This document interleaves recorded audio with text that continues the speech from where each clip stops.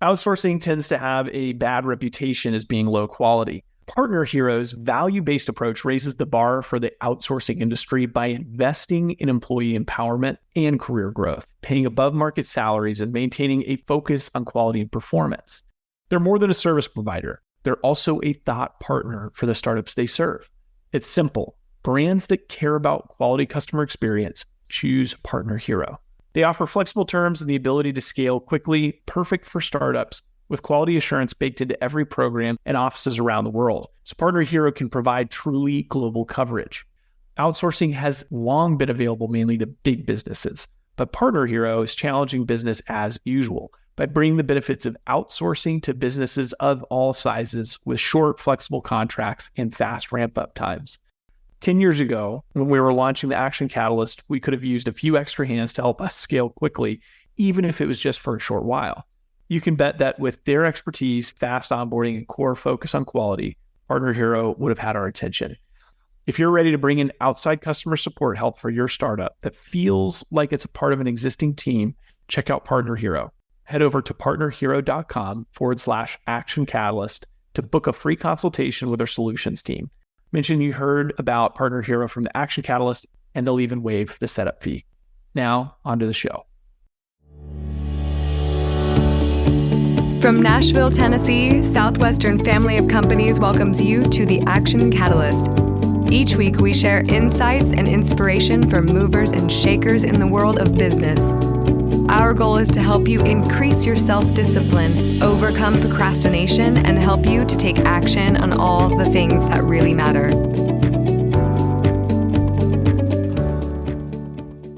Zig Ziglar. Have you ever heard that name before?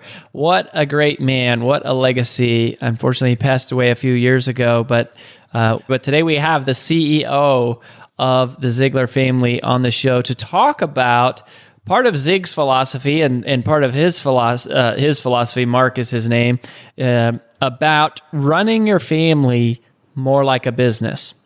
And talking about what if we treated our families with the same level of intention that we treated our businesses? What kind of transformation would happen if we did that? And then at the end, I will, of course, share with you my big highlights and takeaways for me personally, but also I'm going to flip the script and I'm going to share with you 5 ways to improve your business by running your business like a family. So instead of running your family like a business, which is what Mark is going to talk about, and I'm going to interview him about, is we'll talk about also then running your business more like a family and how the juxtaposition of these two ideas can really create some magic. So if you are somebody who struggles because you care so much about your family and you want to provide for your family, but you're also like caught and torn between doing a great job at work, this is a fabulous episode for you. It's going to help you sort of pull these two ideas together. So I think you're going to enjoy it. Tune in. So glad you're here. We'll get started just after this message. This episode is sponsored by Southwestern Coaching. Southwestern Coaching has helped over 11,000 people increase their incomes by over 25% on average. As a successful salesperson, you know the importance of increasing your sales, but sometimes you might just need a little extra push and accountability to meet your goals and grow your business. Southwestern Coaching will help you increase your income through one-on-one sales and leadership coaching tailored specifically to your needs. Together, we will elevate sales. To schedule your free one-on-one business action planning session with a Southwestern coach, go to www.southwesternconsulting.com/Action Catalyst. This past fall, a gentleman that you were about to meet named Mark Timm took over as CEO of the Ziglar family. And he is a serial entrepreneur himself. And when I learned about Mark, I was like, oh yes, this is a no-brainer. We have to have him on the show. He has a very diverse background. He's worked for the White House, FFA, in the USA Today, and has done all these different things. He's run his own business. And his specialty is sort of talking about the convergence of business life and home life, and it's rooted in a lot of the similar philosophies as the Ziglars. And so anyways, I'm excited to introduce to you Mark Timm. Mark, welcome to the show. I'm excited to be here. How cool for you to step in as the CEO and be forwarding the legacy. And I have to say, Mark, like as soon as I heard your story, I was like, I need to take personal advantage of a free coaching call here with you because I have a 7-week-old. My wife and I have our first baby, and I know you have 6. And so I just was like, yeah, I need to get inside your brain and get some advice here. Well, I'll tell you where my story really goes. I tip my hand that obviously Mr. Ziglar played a role in my life when I was 15. I got to meet him personally when I was 19. He invited me down to his family. I met the redhead. I attended Born to Win at 19 years old. And he planted seeds in me that continued to grow my whole life. And I used those seeds to be successful at work. And really, I defined myself by my success at work. I'm a serial entrepreneur. I've grown significant businesses to 6, 7, 8 figures. I've sold businesses. I actually sold a business 8 years ago and then turned around and bought it back and then sold it the next day. And so much of who I am was defined by my work. And I could see where I was winning at work, but I also knew something significant was missing in my life. And that was I could make decisions with confidence and clarity, like 100 decisions a day with confidence and clarity. And I literally couldn't drive the last third of a mile up my driveway because I knew the first decision that I was going to be faced with, I would stumble and fumble over it. I didn't have that confidence and clarity at home. And what I found is that I wasn't alone. There's so many successful entrepreneurs, business people, managers that are winning at work and they're winning in their business, but they're not winning at home. And we were in this similar boat, and I really started taking inventory, and I started looking at what made me successful at work, and could that translate to home? And that's where I reconnected back with Zig Ziglar. And I said, I'm using so much of what this awesome man put in my life. Could I then transfer that back to home? And it really happened like one of those true tipping moments, epiphanies, just all the stars lined up as I'm sitting on that last third of a mile one day. And I said, whoa, wait a minute. What if the most valuable business that I will ever be a part of, that I will ever found, that I will ever run, that I will ever manage, what if it was the one I was coming home to every day instead of the one I was going to every day? And that was it. That changed everything. So, and I think you say that, like, I think we hear that tongue in cheek, like, oh, hey, like I've even said anyone who runs a household runs a business. Like that was, but when I heard your story, like, we say that tongue in cheek, like, oh, it's the same. You've actually set this up in a business structure. Like you actually have all 6 kids are shareholders, as I understand it. Like, so talk us through, like, because you're not talking about, like, metaphorically speaking, your family is a business. You've actually taken this a step further, and I'm curious and fascinated about what's the structure like. Yeah, no, it was all or nothing. That's the kind of business guy I am. If I'm going to go in, if I'm going to start a business, I go all in. And I wasn't all in at home, and that was part of the challenge. So when I had this idea and I ran it by my wife, and I think she just said yes, not because she understood anything I was talking about, but because she saw me passionate and excited for our family. And so she's like, yeah, let's do it. And so what that meant was I went out the next day and I legally incorporated our family. Now, I'm not telling anybody that's listening to this, they need to do this, okay? You can incorporate your family without doing it the way I did, but if you go into the registry, you're going to find 2B Timm's LLC. That's the number 2, the letter B, Timm's, our last name, LLC. It is a real corporation with real shareholders, and guess what? I own the same amount of shares as my youngest child because we're all in it together. And so once I formally established our family as a business, then I started to look at what successful practices did I use in business to be successful and apply them at home. And that's where, I've coached and surveyed families out there, business people, and 98.5% of all of them raise their hand and say, my family is the most important thing in my life next to my faith. But they don't have anything to back it up. It's a metaphorical, to use your words, statement or raise of the hand. So one of the things, and let's just go with something super simple, is family meetings. I can't function in my business without meetings. I mean, we don't have meetings about meetings, but we meet intentionally about what we're going to get done. We weren't meeting on purpose as a family. We weren't talking on purpose. We were just casually catching each other in the hallways or around the dinner table. We started having regular family meetings where we were talking about the business of our family. What do we stand for? Who are we? Where are we going as a family? Where are we struggling? How are we going to get there? What goals do we have as a family? And we started doing it on a regular basis, and it had a huge difference. And so you say to yourself, can something that simple really move the needle that much?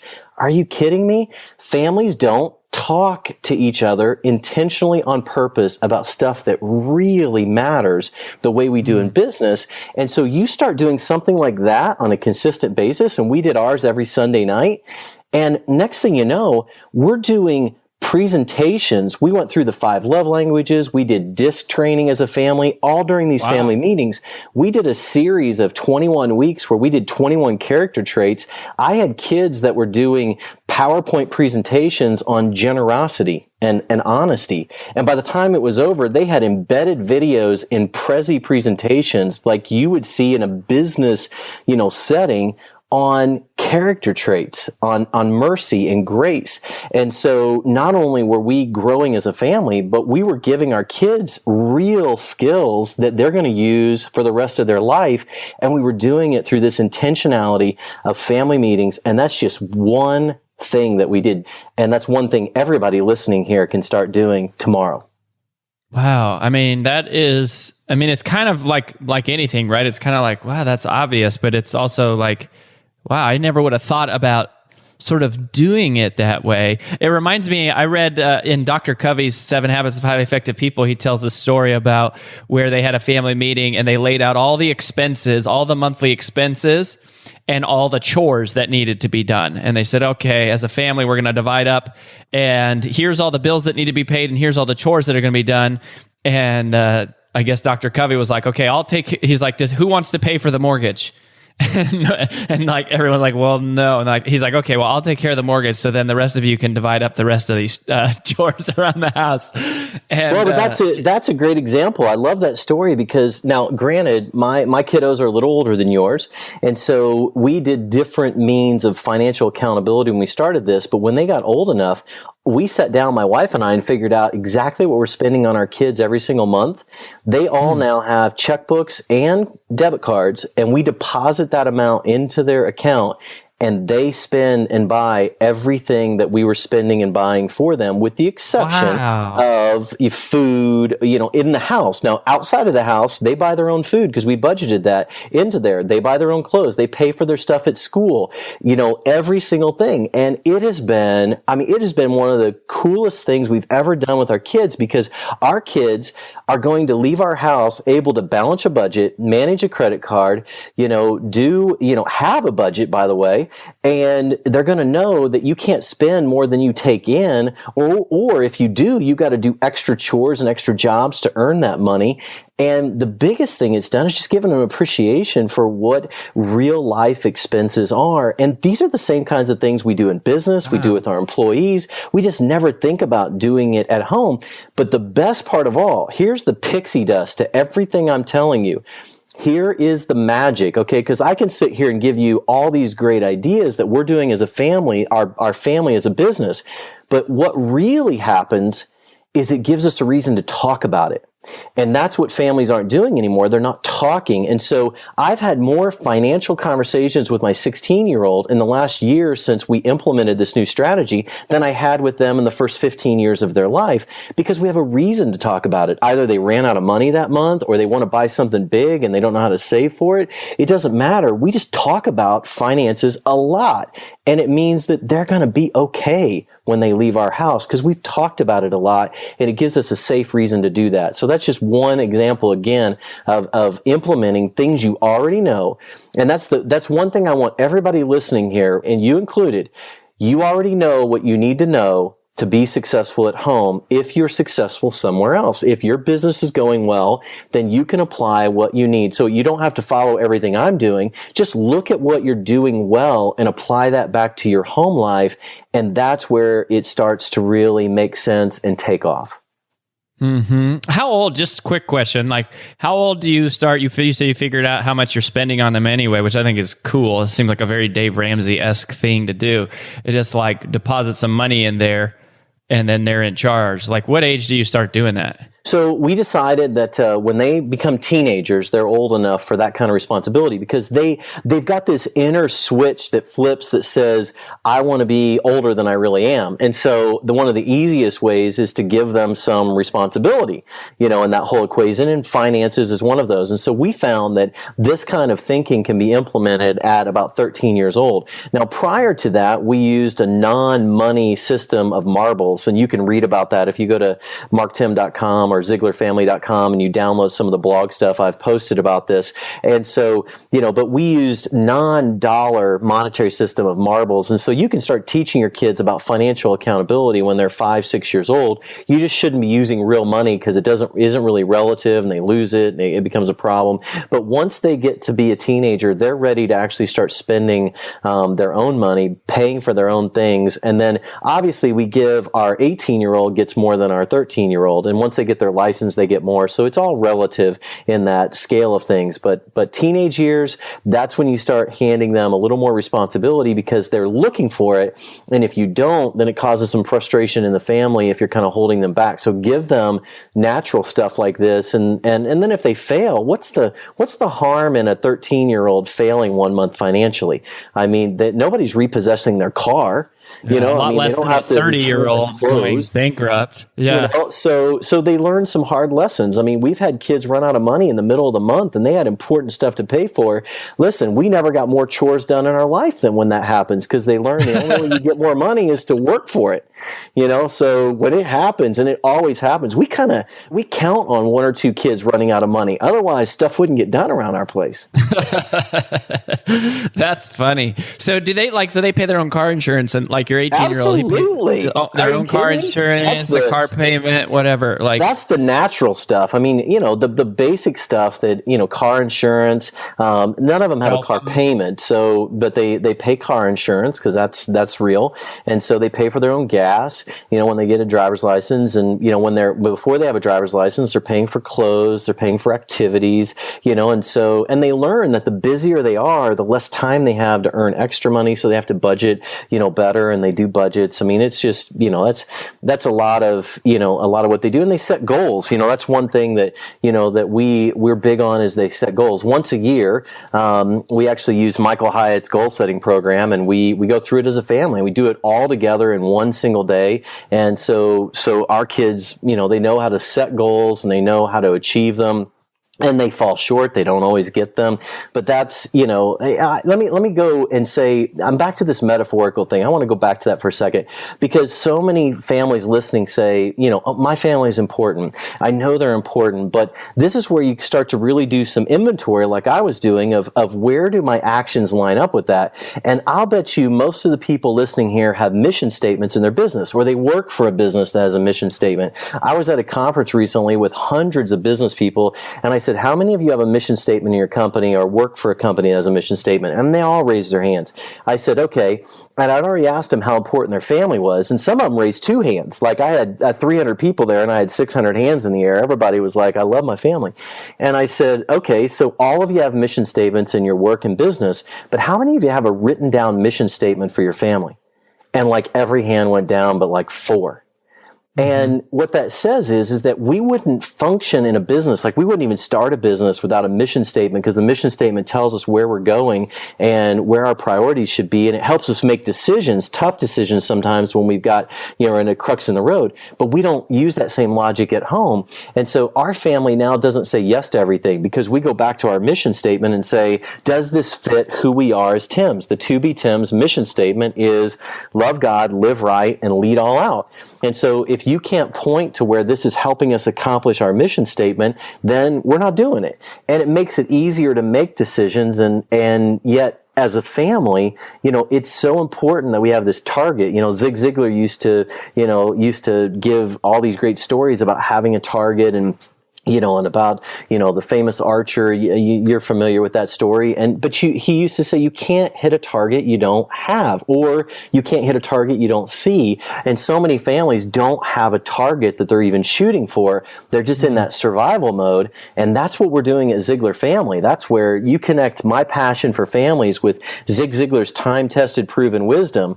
Now, we are helping families be more, do more, and have more of everything that they ever dreamed for their family. So coming back to the meeting concept, you say that the greatest change happens at the dinner table.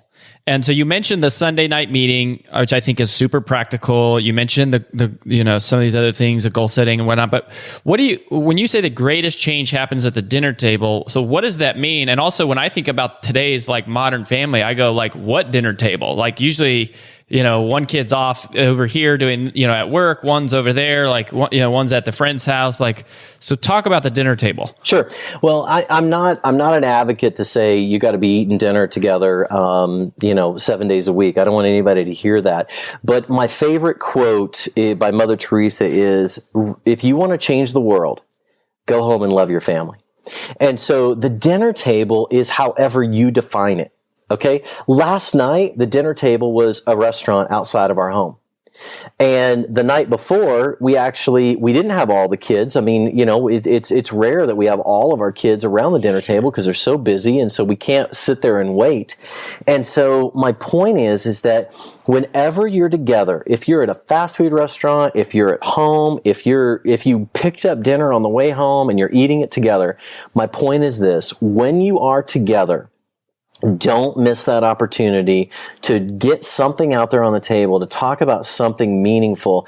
And if we are able to have one topic of meaningful conversation every time we sit down and talk, then that's a huge win. And in fact, cumulatively, again, I love so many Zig Ziglar stories, but he used to say tornadoes and hurricanes get all the press in the media.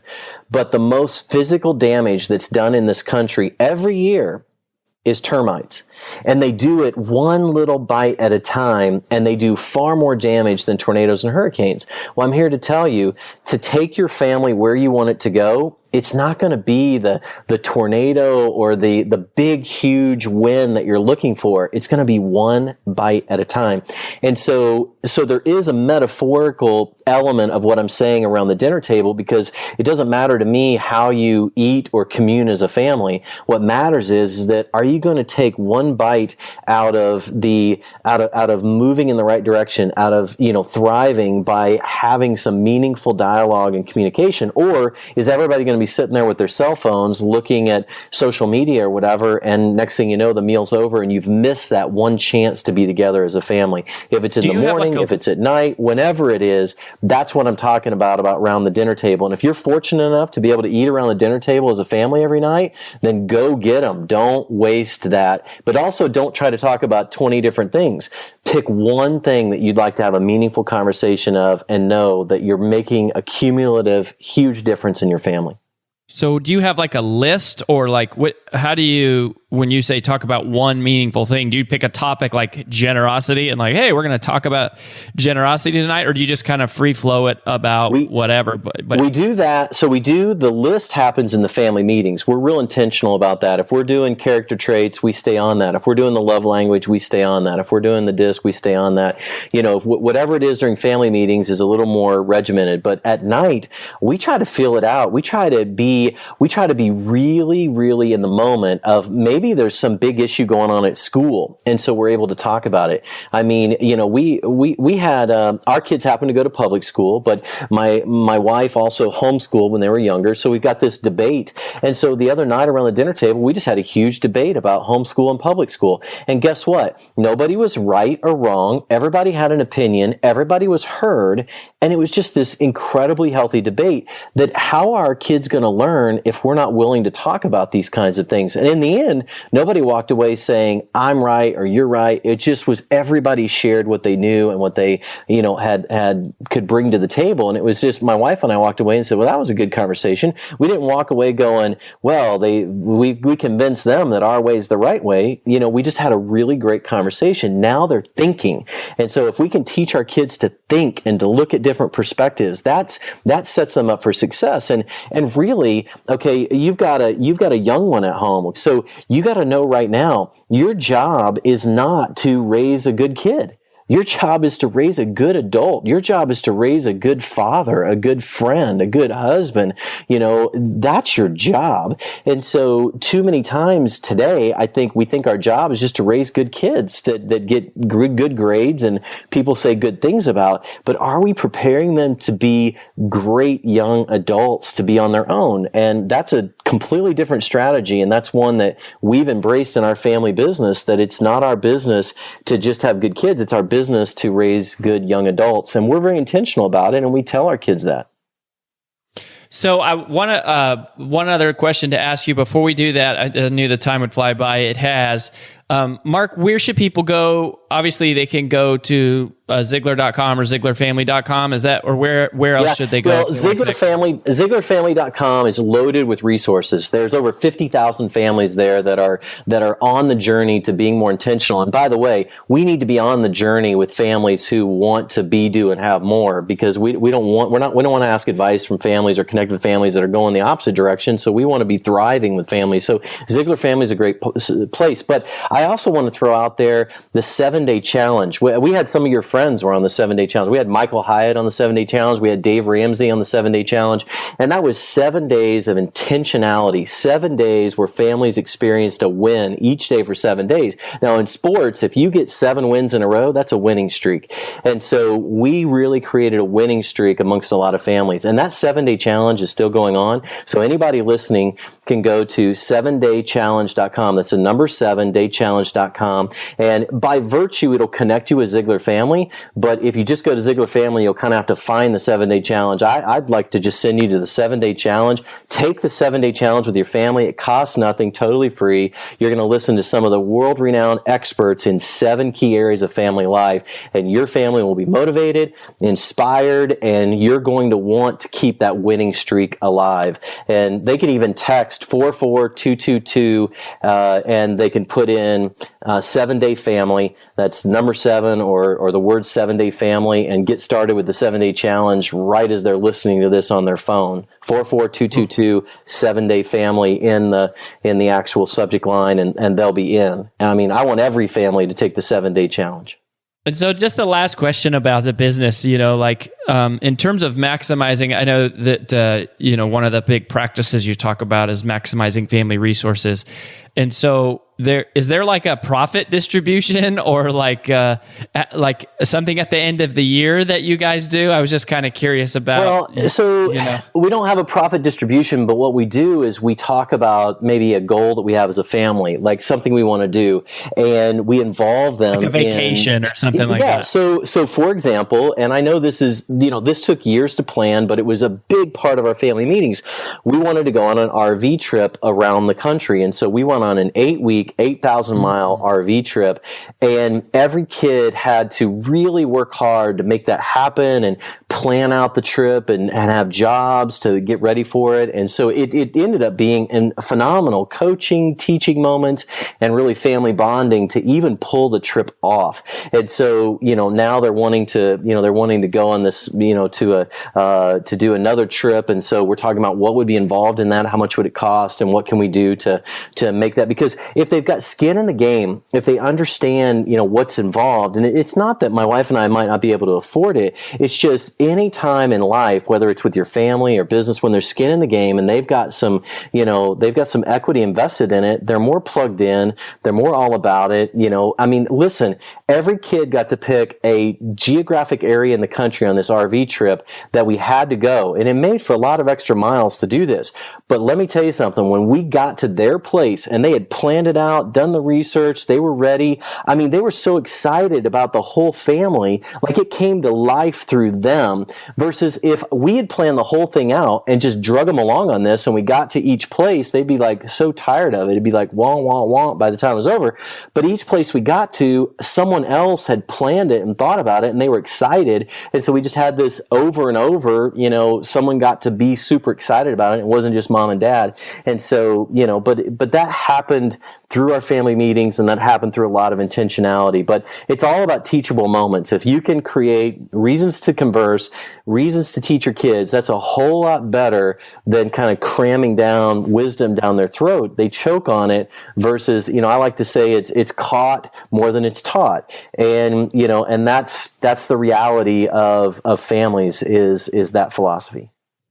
I love it. Well, Mark, it's good to connect with you, man, and I'm so glad that you are helping forward the Ziglar family legacy, and Mr. Zig, who of course has touched so many people, and so keep doing what y'all are doing. Kind of an interesting expertise and story about wrapping up your family as a business, in this case, literally incorporated as a business. And like always, I'm going to package up here my biggest learning points of what I took away. And then I am going to, what I thought would be cool is I'm going to share with you, since he talked about how to run your family like a business, I'm going to share 5 ideas for running your business more like a family. And we'll wrap with that. But these things that he was talking about, that he was sort of promoting, it's kind of like, well, gosh, duh. Like, why haven't we done this? Why are we not doing this?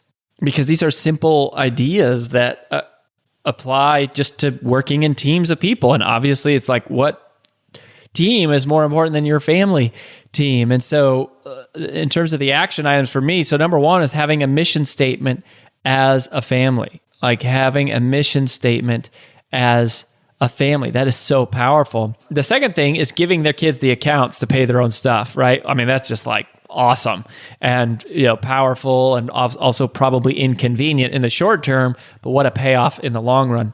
The third thing was having Sunday night team meetings.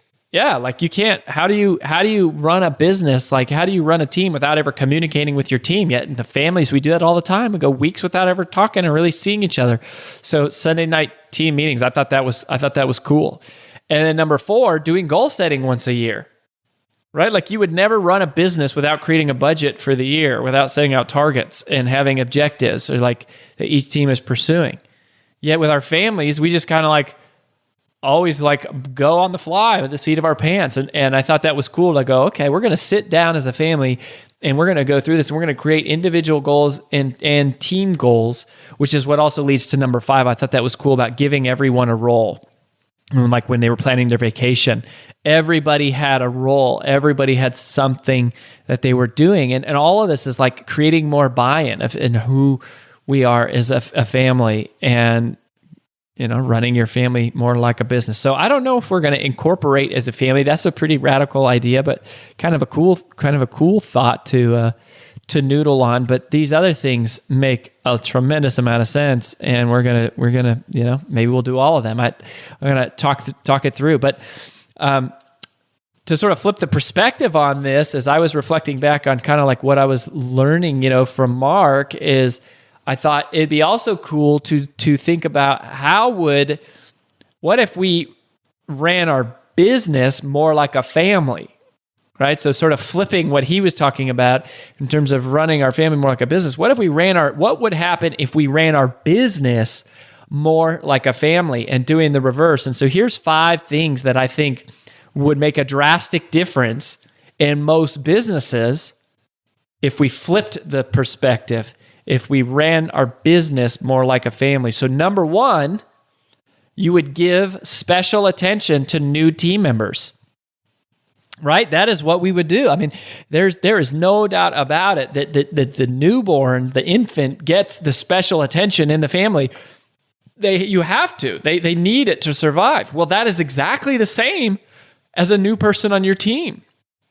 They need that attention. And it's like, we can't be frustrated that somebody that we hired needs more time and they need more attention and they need more resources, because it's like, that's like a new member of the family. They need to know how it works. You need to be there to help them. And so are you giving special attention to your new team members? And you think about, like, when you feed a baby, it's every couple hours. And gosh, I'm thinking about that. I go, golly, are we and our leaders and am I spending enough time with the new people coming into our business? And probably similar to how, obviously I don't have teenagers yet, so I'm not the expert on this, but I would assume it's like, if you don't spend time with the kids when they're young, then they grow up to be these problem children later on. Well, it's probably the same thing, right? Like, if you don't spend time with your team members when they're new, then they grow up, they turn out to be like, they're not indoctrinated with your philosophies, and they're not trained, and they're not competent, or they quit and they leave because they don't fit in and what to do. So give special attention to new team members. Number 2, celebrate milestones and achievements. Celebrate. I don't think there's enough celebration that happens in business. I think too often it's like, oh, okay, great, you hit your target. That's great. What are you doing next month? Right? Like, well, okay, cool. So you had a great year. All right, let's talk about next year. And I certainly don't have any issue with always improving and growing, but I think there's probably room for us to say, hey, let's spend a little more time celebrating. Like, let's celebrate people's anniversaries here. Let's throw a party. Like, let's be aware of when the people we work with are having babies and getting married, and let's make them special, and when they're having birthdays, and also when they break records, and what are we doing to make them feel valued and important, and not just like, okay, hey, give me the update. What's the status update on that project? Or, where are you at with your, compared to hitting your budget or your quota or your goals? And let's celebrate. I mean, could you imagine if as a family, you never had holidays, you never had birthdays, you never went out to dinner together because all you did was the same monotonous routine, like over and over? We have to celebrate in business, I think. So I thought that was one of the things that came to my mind. The third thing, in terms of how to run your business more like a family, is to provide for them and to keep them safe, right? Like, if you think about what does it mean to be a parent, and this is just really salient for me right now, it's very noticeable, this is like very much in the forefront of my mind, is that providing for my son, who's a few weeks old here, it's just like, he cannot function without me, really without his mom. he could probably be okay without me, but he needs me too. But it's like, we're working together as a team to provide for him and to keep him safe. And like, that's what we do. And that's where that love and that bond comes from, is like looking after this person that's in your care, this baby that's in your care.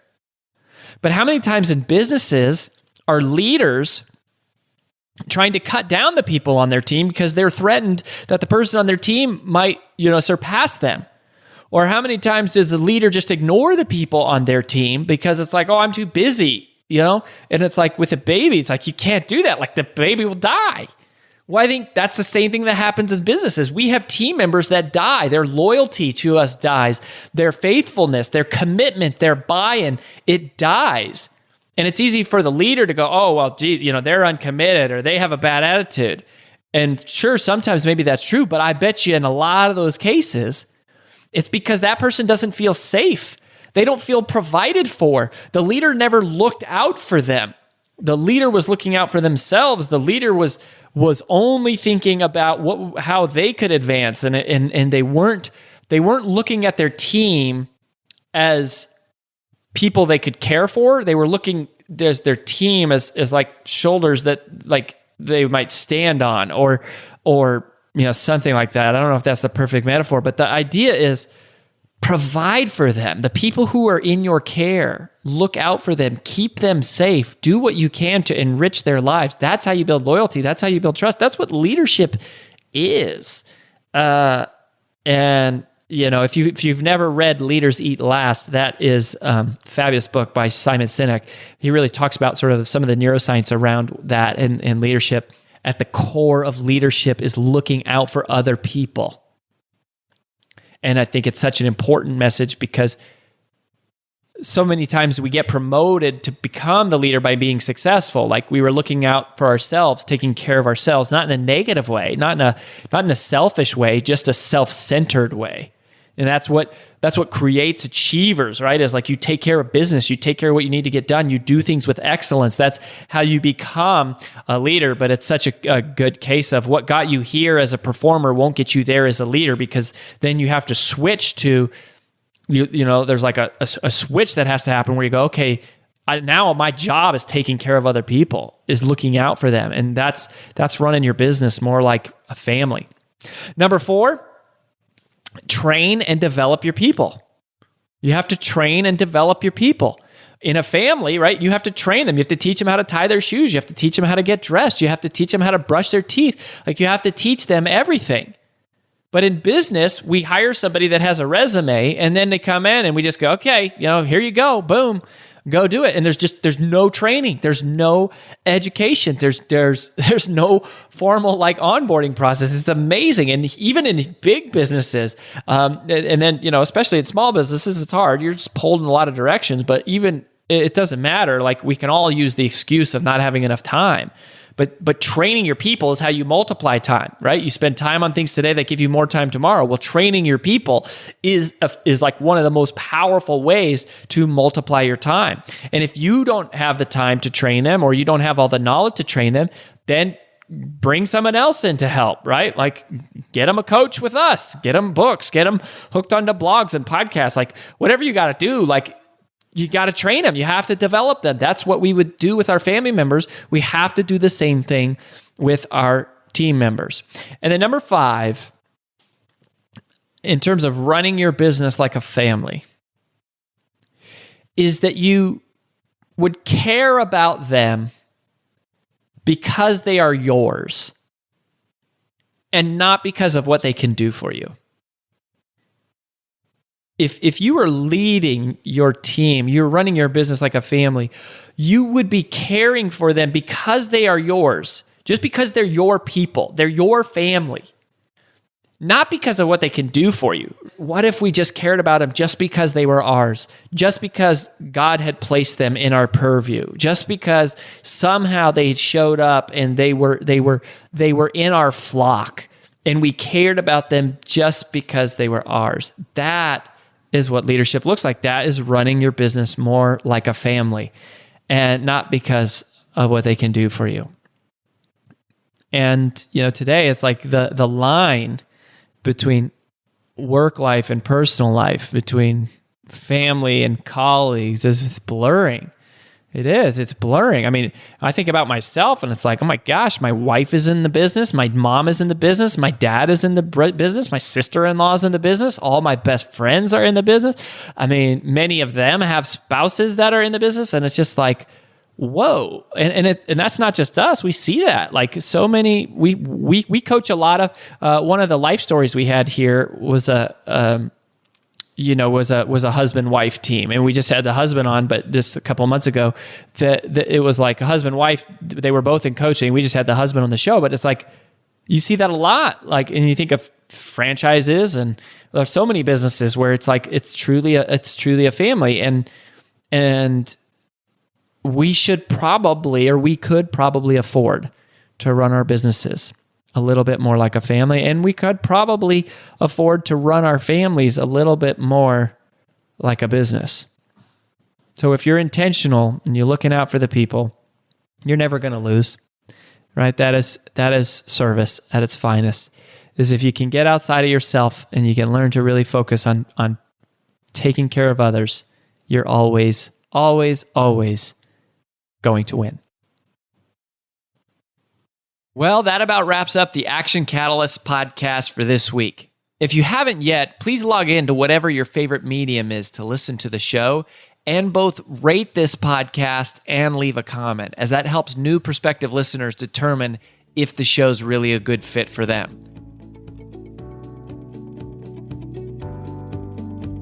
If you enjoy this podcast, please make sure to subscribe, leave a review, and screenshot this episode to share with your friends on social media.